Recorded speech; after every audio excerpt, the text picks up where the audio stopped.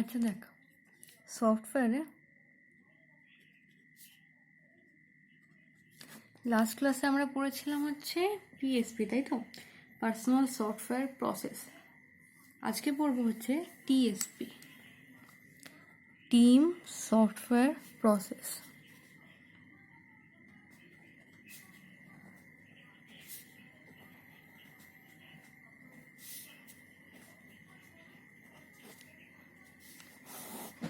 Team software process, দেখ team software process কি, basically আগের দিন আমরা দেখেছি যে পিএসপি যেটা ছিল সেটা দিয়ে আমরা অ্যাকচুয়ালি কী করতাম, পারফরমেন্স চেক করতাম, তাই তো। ইনফ্যাক্ট এটাও তাই করে যে টিএসপিও হাই পারফরমেন্সে হেল্প করে। যে সফটওয়্যারটা ধর, কোনো একটা সফটওয়্যার যে বানাচ্ছি আমি, সেই সফটওয়্যারের হাই পারফরমেন্সে হেল্প করছে। তো কিভাবে হেল্প করছে হাই পারফরমেন্সে? তো ধর কীভাবে হাই পারফরমেন্সে হেল্প করছে, মানে ধর বলা হয় যে দুটোই actually, PSP and TSP helps the high performance.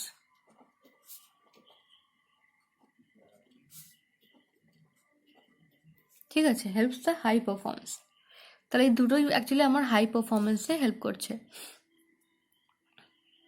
আচ্ছা, কিভাবে হেল্প করে এটা, ইঞ্জিনিয়ার্সদের কিভাবে হেল্প করে দেখি।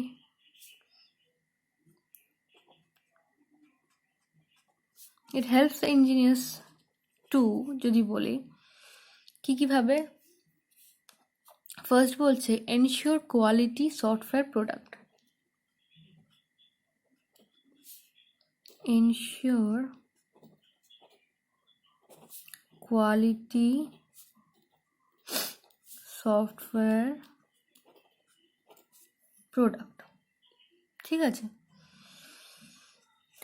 কি করছে যে সফটওয়্যার যে প্রোডাক্টটা আমি ধর নিচ্ছি, বা যে কোম্পানি এই টিএসপি দিয়ে কাজ করছে, সেই কোম্পানি বা সেই টিএসপি যদি বলি, সেই কোম্পানির জন্য বা সেই অর্গানাইজেশনের জন্য যদি বলি, টিএসপি কি করে, ও অ্যাসিওর করছে যে একটা কোয়ালিটি প্রোডাক্ট পাওয়া যাবে। তাহলে অ্যাসিওরেন্স দিচ্ছে যে একটা কোয়ালিটি প্রোডাক্ট এখান থেকে পাবে। ঠিক আছে, তাই জন্য তাহলে টিএসপি হচ্ছে আমার এই ফার্স্ট ইঞ্জিনিয়ার্সের কি দিচ্ছে, আমাদের ইনশিওর করে যে একটা কোয়ালিটি প্রোডাক্ট পাবেন। মানে ধর আমরা তো জানি এগুলো দিয়ে আমরা অ্যাকচুয়ালি কী করছি, আমরা এই যে এই প্রসেসগুলো দিয়ে আমরা কোনো একটা প্রোডাক্টের কোয়ালিটি সেট করি। যে আমি আগের ক্লাসেও বলেছি একই জিনিস, যে কোনো একটা সফটওয়্যারের বল বা যে কোনো প্রোডাক্টের বল, যে কোনো প্রোডাক্টের ক্ষেত্রে কোয়ালিটিটা এত গুরুত্বপূর্ণ কেন? কারণ কোয়ালিটির জন্যই তো সেটার বিজনেস হবে, রাইট? যে কোনো প্রোডাক্টের ক্ষেত্রে মানুষ তো আগে কোয়ালিটিটা দেখবে, তারপরে অন্য কিছু দিয়ে চেক করবে। তো কোয়ালিটিটা সবার আগে দরকার। তো তাই জন্য যে কোনো কোম্পানি চাইবে যে যাতে তাদের সফটওয়্যার বল বা তাদের প্রোডাক্ট বল, তাদের প্রোডাক্ট যেন প্রপার কোয়ালিটিটা আগে পায়, বা প্রপার কোয়ালিটির একটা বেস তাদের কাছে থাকে। তো সেদিক দিয়ে এই টিএসপি সেটা পূরণ করছে বেশ কিছুটা, যে কোনো সফটওয়্যারের ক্ষেত্রে তার পারফরমেন্স যাতে হাই হয় সেই হেল্পটা করছে। তো পারফরমেন্স হাই হওয়ার মধ্যে সবথেকে বড় একটা ইনশিওর কী করা দরকার, সেটা হচ্ছে কোয়ালিটি, তাই না? কারণ পারফরমেন্স হাই তো হচ্ছেই ধর, কিন্তু পারফরমেন্স হাই হওয়ার সাথে সাথে তার কোয়ালিটিটাও এনশিওর করা দরকার, যে কোয়ালিটি ঠিকঠাক আছে। যদি কোয়ালিটি ঠিকঠাক থাকে তাহলে তার পারফরমেন্সও অবশ্যই হাই থাকবে, সেটাই স্বাভাবিক। আচ্ছা, আর কি করতে পারে, বা আর কি হবে? ক্রিয়েট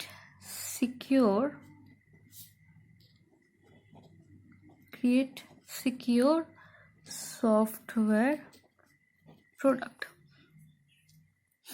আচ্ছা, বলছে যে এই টিএসপি আরও যেটা হেল্প করে সেটা হচ্ছে to create secure software product, যে আমার যে সফটওয়্যার প্রোডাক্টটাকে সেটার একটা সেটাকে সিকিওরও করে।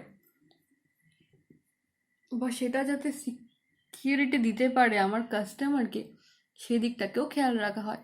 বিশেষ করে এখন যে কোনো সফটওয়্যার যারা কিছু না কিছু মানে ইম্পর্টেন্ট ডেটা নিয়ে কাজ করে, তো সেই সব সফটওয়্যারের ক্ষেত্রে আম, সেই সব সফটওয়্যারের ক্ষেত্রে বলবো যে এই সিকিউরিটিটা খুবই গুরুত্বপূর্ণ ব্যাপার।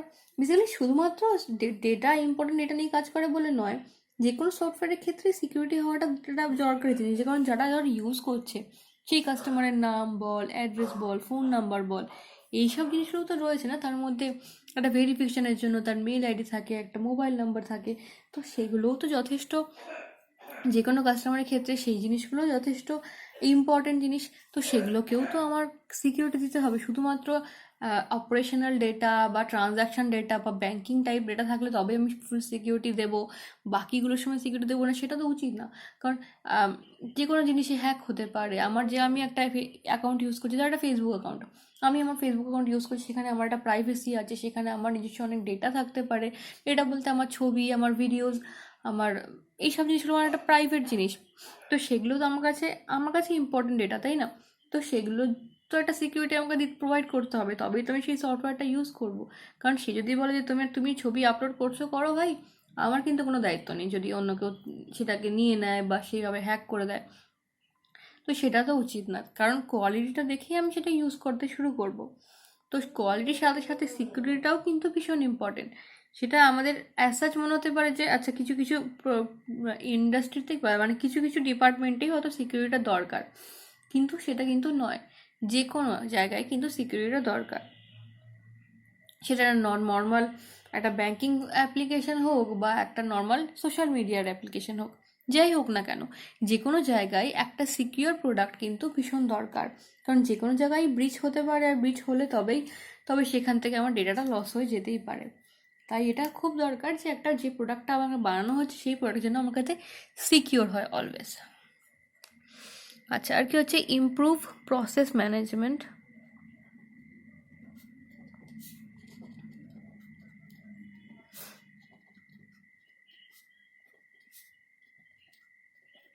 Process management in an organization.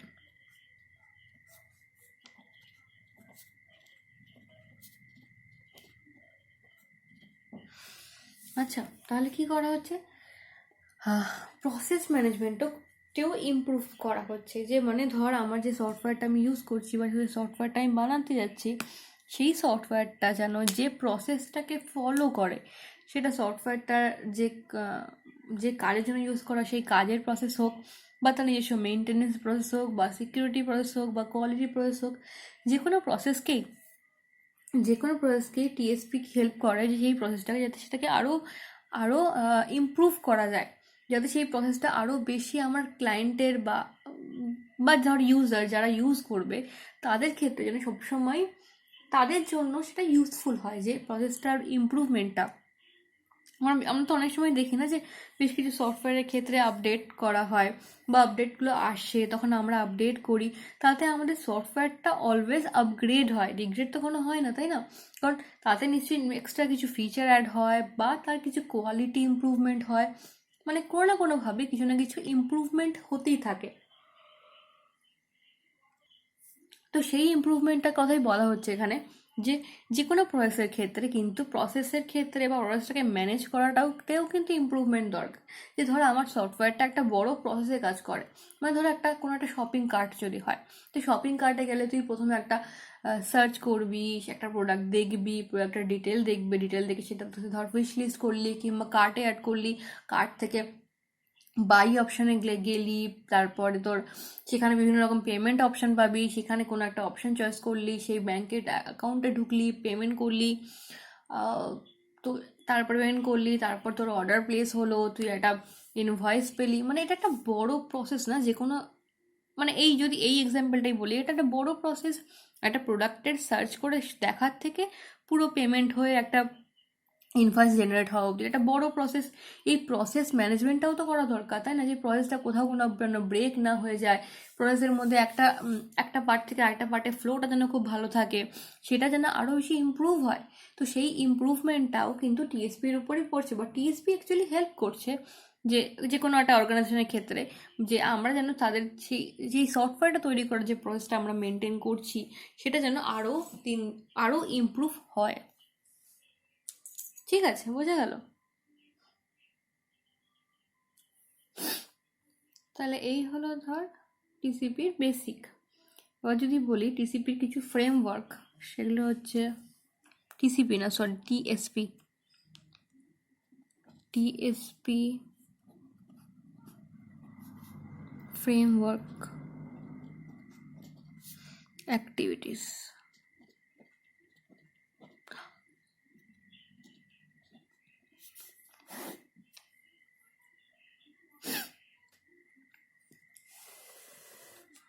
আচ্ছা, তাহলে টিএসপির কী কী ফ্রেমওয়ার্ক অ্যাক্টিভিটি আছে? ধর ফার্স্ট অ্যাক্টিভিটি সেটা হচ্ছে লঞ্চ হাই লেভেল ডিজাইন। তো ধর প্রথমেই যখন আমরা কোনো সফটওয়্যার বানাতে যাব টিএসপিকে দিয়ে, তো সবার প্রথমে টিএসপি কী করবে, সেই সফটওয়্যারটার জন্যে একটা হাই লেভেল ডিজাইন বানাবে। হাই লেভেল ডিজাইন বলতে সেই সফটওয়্যারটা ইমপ্লিমেন্ট করার জন্য বা সফটওয়্যারটাকে তৈরি করার জন্য একটা হাই লেভেল ডিজাইন বানানো হবে।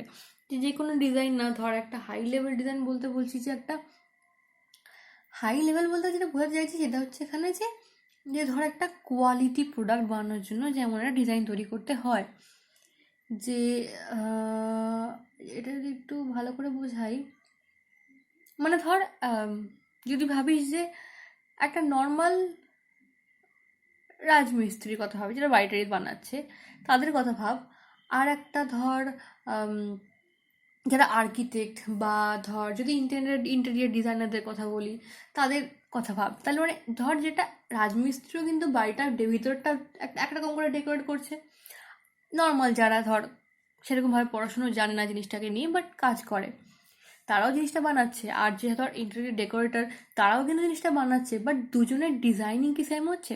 সেটা কিন্তু সেম হচ্ছে না, কারণ সে একটা নর্মাল ভিউতে ডিজাইন করছে, আর যে এই জিনিস নিয়ে পড়াশোনা করেছে একটা ডিজাইনার যদি বলি, তো সে কী করবে, সে অবশ্যই সেটাকে হাই লেভেলে ডিজাইন করবে, রাইট? যেটা আমাদের কাছে অনেক মডার্ন ভিউ দেবে বা যে কোনো যাই করুক না কেন, বাট সেটা ডিজাইনিংটা অনেকই বেটার হবে। তো এক্ষেত্রেও তাই যে টিএসপিও কী করছে, ও যে ডিজাইনিংটা করছে সেটাও একটা হাই লেভেল ডিজাইন করছে, যে যাতে ডিজাইনিংটাতেই মানে আমার প্রোডাক্টের কি বলবো কোয়ালিটি অ্যাসুরেন্স হয়ে যায়, সিকিউরিটি অ্যাসুরেন্স হয়ে যায়, প্রসেসটা ভালো করে ম্যানেজমেন্টের জন্য সেটা আগে থেকে রেডি থাকে, শুধু ডিজাইনিংটাই এত ভালো করা হচ্ছে সেদিক দিয়ে আর কি। ব্যাপারটা বোঝাতে পারলাম? আচ্ছা, এরপর হচ্ছে ইমপ্লিমেন্টেশন।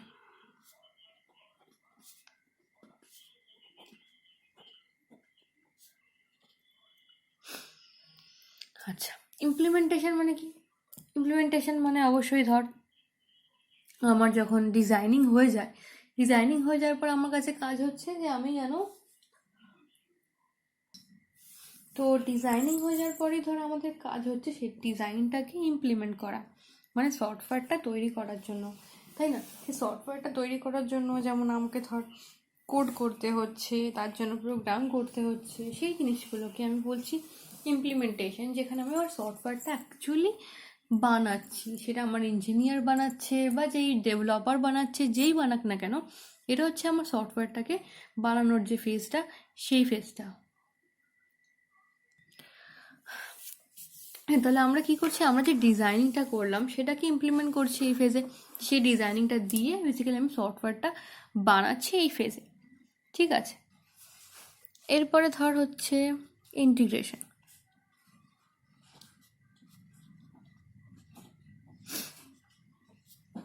এবার এখানে ইন্টিগ্রেশন বলতে আমি কি বোঝাতে চাইছি, ইন্টিগ্রেশন বলতে যে ধর আমি তো আমার প্রোগ্রামটা বানিয়ে দিলাম, তাই না? সেটা একটা পুরোটা সফটওয়্যার যখন, তখন নিশ্চয়ই অনেক বড় সড়ো প্রোগ্রাম হবে, তো সেখানে আমার সেই পুরো প্রোগ্রামটাকে আমরা টেস্ট করি, আমরা টেস্টিং বিভিন্ন রকম করে করি। যখন আমরা টেস্টিং পার্টে যাব তখন আমরা প্রপারলি ভাগ ভাগ করে পুরোপুরি কী কী টেস্টিং হয় সেগুলো খুব ভালো করে শিখবো। বাট তার আগে আমরা যেটুকু জানি যে আমরা নর্মালি প্রথমে ইউনিট টেস্ট করি, পুরো প্রোগ্রামটা একে একবারে রান না করে ভাগ ভাগ করে ছোটো ছোটো ভাগ করে রান করি। তো সেই জন্য যখন সেটাকে ভাগ ভাগ ভাগ করে নিতে হয়, যাতে রান করার সময় আমি খুব সহজে আমার যেটা ধর ইস্যু আসছে বা একটা বাগ আসছে সেটাকে ডিটেক্ট করতে যাতে আমার কোনো অসুবিধা না হয়, সেই জন্য আমরা অনেক সময় ছোটো ছোটো ইউনিটে ভেঙে নেওয়া হয়। তারপর সেই ইউনিটগুলোকে আবার ইন্টিগ্রেটও করতে হয়, কারণ আমি চাইছি, কারণ দেখ যখন আমি এটা সফটওয়্যার বানাবো তখন সেখানে তো প্রোগ্রামটা ভাঙা ভাঙা থাকলে চলবে না, আমাকে তো পুরোটা একসাথে করে তবে চালাতে হবে। বা সেভাবে আমি যখন কাস্টমারকে দেবো তখন তো আমি অ্যাজ আ হোল একটা সিস্টেম হিসেবে দেবো কাস্টমারকে, তাই না? কতগুলো বাঞ্চ অফ প্রোগ্রামস দিলে তো সে নেবে না। তো ব্যাপারটা সেরকমই যে আমাদের যখন না টেস্টিংটা কমপ্লিট হয়ে যায় তারপরে আমাকে অবশ্যই একটা ইন্টিগ্রেশন করতে হয়, যেখানে আমি সব পার্টগুলোকে ইন্টিগ্রেট করে তারপর আবার সেগুলোকে নতুন করে টেস্ট করে প্রপারলি একদমভাবে কোনো ডিফেক্ট ফ্রি হয়ে আমার কাস্টমারকে প্রোভাইড করতে পারি, সেইভাবে করে দিতে পারা হয়। তাহলে সেটা হচ্ছে ইন্টিগ্রেশন ফেজ। আর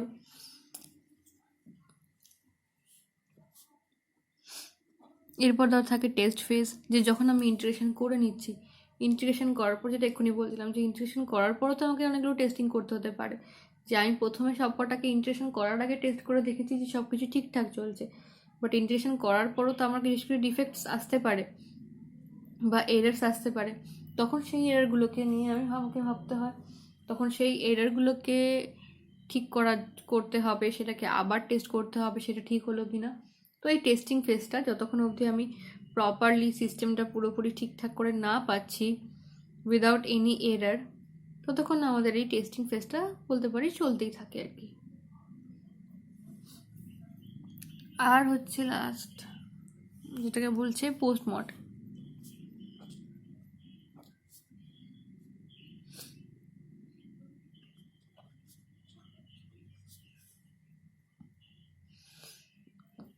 পোস্টমর্টেম বলতে যে আমরা লাস্ট ক্লাসেও ডিসকাস করেছি, তো পোস্টমর্টেম বলতে এখানে ধর আমাদের যে পুরো ধর টেস্টিং যদি কমপ্লিট হয়ে গিয়ে থাকে, তারপরে আমি ধর পুরো যে আমার যে সফটওয়্যারটা সেটা ডেলিভারিটা যে দেবো, সেটাকে অ্যাজ আ লাস্ট স্টেপ হিসেবে পোস্টমর্টেম হিসেবে বলো, যে আমি আমার কাস্টমারকে আমার সফটওয়্যার ডেলিভারি দেবো বা সেটার মেনটেন্যান্স যদি আমার কাছে থাকে তো সেটার মেনটেন্যান্সও আমাকেই করতে হবে, তো সেটা নিয়েও আমি চেক করব। তারপর টিএসপির যে অ্যাক্টিভিটিসগুলো বল বা সব কিছু কিন্তু তাহলে আমাকে যে আমার যে সফটওয়্যার যে প্রোডাক্টটা, সেই প্রোডাক্টটাকে আরও সেই প্রোডাক্টের পারফরমেন্সটাকে হাই করার জন্যই কিন্তু হেল্প করছে। তাহলে এক্ষেত্রে এই টিসিপির ইনভলভমেন্টের জন্য কিন্তু আমার যে সফটওয়্যার প্রোডাক্টটা সেটা আরও বেটার হয়।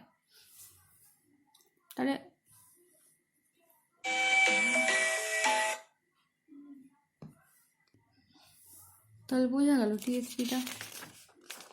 এবার আমরা দেখব দ্য ইউনিফাইড প্রসেস।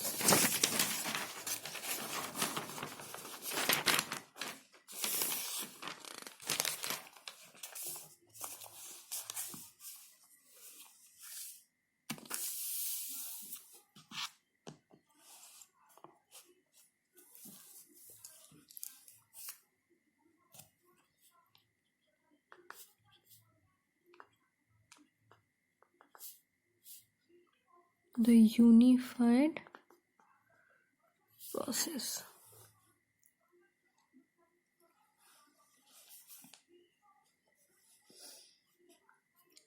আচ্ছা, কেমন কি দেখতে হয়?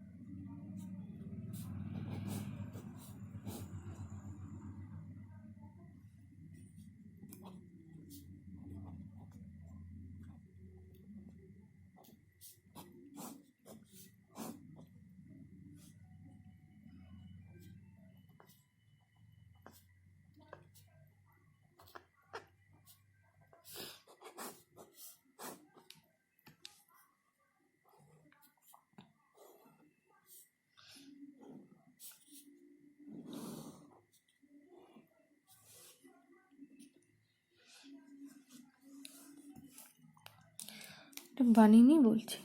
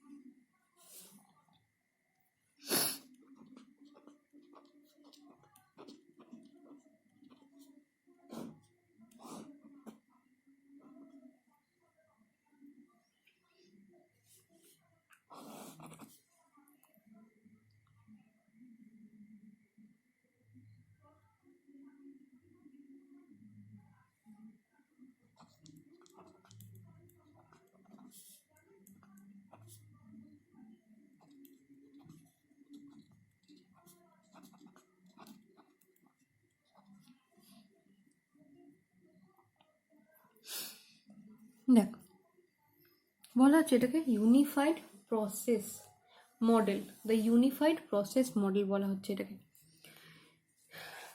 যেটা নর্মাল প্রসেস যেমন হয় সেরকমই ব্যাপারটা।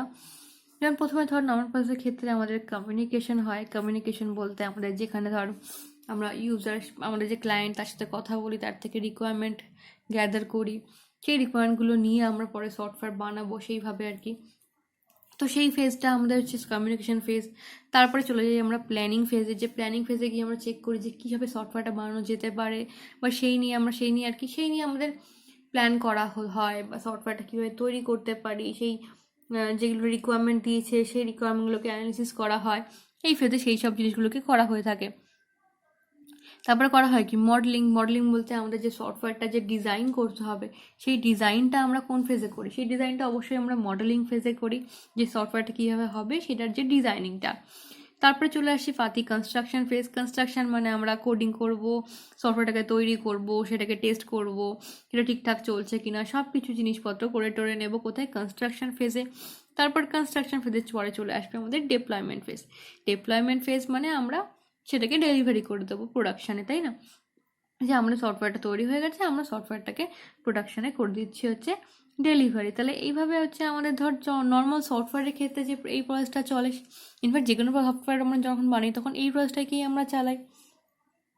এখানে ইউনিফাইড প্রসেসের ক্ষেত্রে একটু ডিফারেন্ট আছে হচ্ছে, যেখানে প্রথমে কি হয়, এখানে যেটা ইনিশিয়াল স্টেপ সেটা হচ্ছে বলা হচ্ছে, সেটা হচ্ছে ইনসেপশন। ইনসেপশন বলতে হচ্ছে ধর কমিউনিকেশন অ্যান্ড প্ল্যানিং, এই দুটো ফেজকে নিয়ে ইনসেপশন ফেজটা হয়। কীরকম ব্যাপারটা বলা হচ্ছে যে ইনসেপশন ফেজে ধর হচ্ছে যে ধর ইনসেপশন ফেজে কি কি থাকে, ধর ইনসেপশন ফেজে আমাদের যে ধর ভিশন ডকটা আমরা বানাই, যে সেই ভিশন একটা ডকুমেন্ট বানাই, যে যেখান থেকে মানে আমরা কেমন চাইছি সফটওয়্যারটা হবে, সেই একটা ভিশন, যে আমরা এরকম চাইছি, তার মধ্যে এই ফিচার্স থাকা দরকার, এইভাবে আমরা সেটাকে মডিউল করতে চাই। তো সেই জিনিসগুলো ভিশন ডকুমেন্ট থাকে, যেটাকে যদি বলি ইনিশিয়ালি। তারপর ধর ইনিশিয়াল ইউজ করতে পারি আমরা। আর কি কি থাকতে পারে এখানে? থাকে ধর ইনিশিয়াল ইউজ কেস মডেল, যে ইনিশিয়ালি আমরা সেটাকে অ্যাটলিস্ট ওর রিকোয়ারমেন্টসগুলো নিয়ে বা সেটা দিয়ে প্ল্যানিং করে আমরা ইনিশিয়ালি ঠিক করি যে কি মডেলে আমাদের কাজটা করা উচিত, বা সেটাকে ইনিশিয়ালি একটা কি বলবো বল, মানে একটা সফটওয়্যারটাকে নিয়ে প্ল্যান করা, বা সেটা ফিজিবল কি না সেটা চেক করা, এইগুলো হচ্ছে আর ইনিশিয়াল ইউজ কেস মডেলের মধ্যে পড়ছে। ঠিক আছে? আর ধর ইনিশিয়াল বিজনেস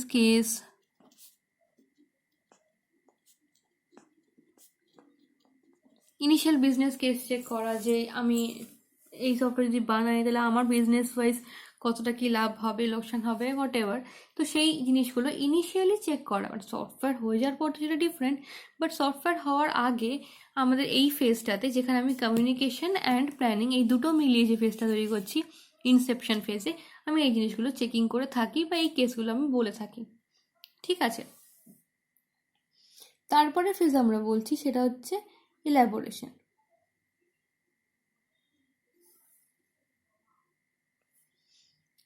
তো ইলাবোরেশন বলতে আমরা বোঝাচ্ছি ধর যে কি বলা যায়, ইলাবোরেশন হচ্ছে ধর এই প্ল্যানিং অ্যান্ড মডেলিং দুটোকে নিয়ে ইলাবোরেশন, যে আমি প্ল্যানিংটাও করছি, সাথে সাথে সেই প্ল্যানিং করার জন্য বা মডেলিং করার জন্য যা জিনিস দরকার সেগুলোকেও ইলাবোরেট করে করে রাখছি।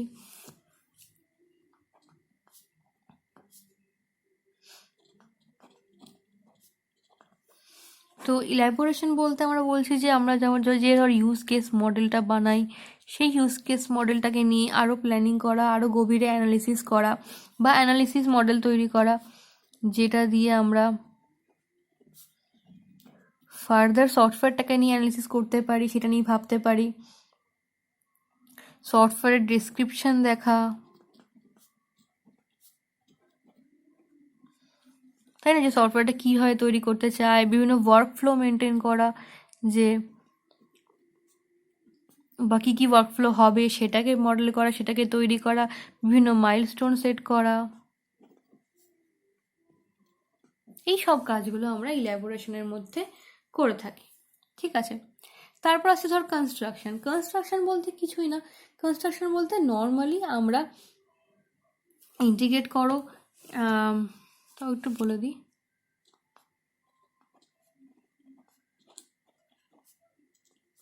কনস্ট্রাকশন বলতে ধর আমি কোড লিখলাম, সেটাকে ইন্টিগ্রেট করলাম, তারপরে টেস্ট প্ল্যান বানালাম যে কীভাবে আমি টেস্ট করতে চাই, সাথে বেশ কিছু টেস্ট কেসেস দিলাম যেগুলো দিয়ে আমি টেস্ট করতে চাইছি, এই জিনিসপত্র। ঠিক আছে, এরপর হচ্ছে ধর আমার হচ্ছে ট্রানজিশন। ট্রানজিশন কোনটাকে বলছে, যে কনস্ট্রাকশন হওয়ার পর থেকে ডেপ্লয়মেন্ট যাওয়াটা, যে এই যে সফটওয়্যার যেটা আমি বানাচ্ছি সেইটা ট্রানজিশনে বলছে যে কনস্ট্রাকশন ধর হয়ে গেল, তারপর যে ডেলিভার হওয়াটা, মানে ডেলিভার্ড সফটওয়্যার মেশিন, এই যে সফটওয়্যার মেশিনটা তৈরি করা হলো, তারপর সেটাকে ধর ডেলিভারি দেওয়া হচ্ছে কাস্টমারের কাছে, সেই যে কাস্টমার সেটাকে ডিপ্লয় করবে, যেটা কাস্টমার সেটাকে রিলিজ করবে সেইখানে। তো ট্রানজিশন, আর ট্রানজিশনের পরে হচ্ছে ধর আমাদের কি চলে যাচ্ছে, ট্রানজিশনের পরে চলে যাচ্ছে হচ্ছে আমাদের ডেলিভারি। যে ডেলিভারি ফেজটাতে আমরা কি করছি, ডেলিভারি ফেজটাতে আমরা ডেলিভারি করে দিচ্ছি সফটওয়্যারটা, যে সফটওয়্যার ডেলিভারি করছি, যেটা প্রোডাকশনে ডেলিভার হয়ে যাচ্ছে। তারপরে আমার ধর ক্লায়েন্ট বা সেটাকে নিয়ে দেখছে সেটা কীভাবে কাজ করছে, তো সেই কাজ অনুযায়ী প্রোডাকশনটা চালাচ্ছে। যদি কোনো সময় কোনো এক্সট্রা আপডেট থাকে বা মনে হয় যে কিছু চেঞ্জ করা দরকার, তখন আবার আমাদের জানাচ্ছে, তখন আমরা ঠিক পার্টিকুলার সেই মডেলটা, যে মডেলটা চেঞ্জ করা দরকার, আমরা তখন সেই মডেলটাকে নিয়ে আবার এই পুরো ফেজগুলোকে ঘুরছি, দিয়ে সেই মডেলটাকে আবার সেই অনুযায়ী আমরা আপডেট করছি বা কনস্ট্রাক্ট করে আবার সেটা হয়তো কাস্টমারের কাছে আমরা ডেলিভারি করে দিচ্ছি। ঠিক আছে, তাহলে এই হলো গিয়ে আমাদের ইউনিফাইড প্রসেস মডেল। বোঝা গেছে তাই তো? ঠিক আছে।